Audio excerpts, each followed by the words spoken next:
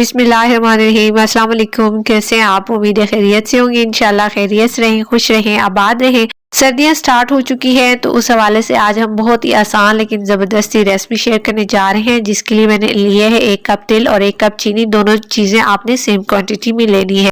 तो यहाँ पे हमने सबसे पहले चकला और बेलन के ऊपर घी अप्लाई कर लेना है, क्योंकि जैसे ही हम अपनी रेसिपी बना लेंगे तो उसके बाद टाइम नहीं होगा, इसलिए हम चकले और बेलन को पहले से रेडी करके रखेंगे ताकि बाद में हमें किसी किस्म की कोई परेशानी ना आए। तो रेसिपी आपको पसंद आए तो लाइक कर दीजिए और चैनल पे नए हैं तो सब्सक्राइब कर दीजिएगा और अपना फीडबैक भी जरूर दीजिएगा। इंशाल्लाह आपको रेसिपी इंतहाई पसंद आने वाली है। आसान सी रेसिपी है। तो यहाँ पे ये हमारा चकला बेलन तैयार हो चुका है, इसको हम साइड पे कर लेते हैं। और सबसे पहले हमने ले लिया एक फ्राई पैन और फ्राई पैन के अंदर हमने जो है तिल को बिल्कुल लो फ्लेम पे भून लेना है 3 से 4 मिनट के लिए, या फिर तब तक जब तक आपको इसकी हल्की हल्की भीनी भीनी सी खुशबू आने लग जाए। तो तिल को आपने मुसलसल चलाना है, लेकिन आपने जो आंच है इसकी बिल्कुल लो रखनी है। अगर आपने तिलों को ऊपर से जो है वो मुसलसल नहीं हिलाया तो नीचे से आपके जो तिल है वो जल जाएंगे और सारे तिल एक जैसे रोस्ट नहीं होंगे और क्रिस्पी नहीं बनेंगे। तो तिल हमारे 3 से 4 मिनट के अंदर जो है वो अच्छे से क्रिस्पी हो चुके हैं। उनकी साइड पे कर लेते हैं और सेम फ्राई पैन में हमने 1 कप चीनी जो लिया था उसके अंदर डाल देंगे, लेकिन इसमें हमने पानी बिल्कुल ऐड नहीं करना। तो यहाँ पे भी आपने जो फ्लेम है वो बिल्कुल लो रखनी है और लो फ्लेम के ऊपर आपने चीनी को मुसलसल चलाना है। और चीनी जो है जहाँ पे आप देख रहे हैं ट्रांसपेरेंट होना स्टार्ट हो चुकी है और आहिस्ता आहिस्ता पिघलना भी शुरू हो चुकी है। तो यहाँ पे भी आपने चीनी को जो है वो मुसलसल हिलाना है। अगर आपने नहीं हिलाई तो वो एक जगह पे जम के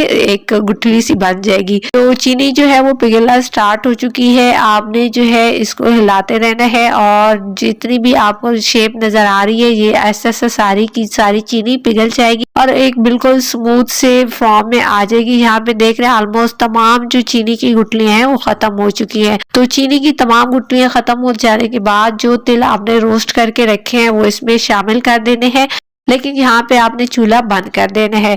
और अब आपने चीनी के अंदर जो तिल डाले हैं उनको चलाना है और थोड़ी देर के चलाने के बाद आप देखिएगा कि ये सारी जो तिल है वो चीनी और दोनों चीजें इकट्ठी होना स्टार्ट हो जाती हैं। तो उसके बाद आपने जो है ये जहाँ पे आपको नजर आ रहा है दोनों चीजें जो है थोड़ी ठंडी भी हो चुकी हैं और इकट्ठी होनी स्टार्ट हो चुके हैं।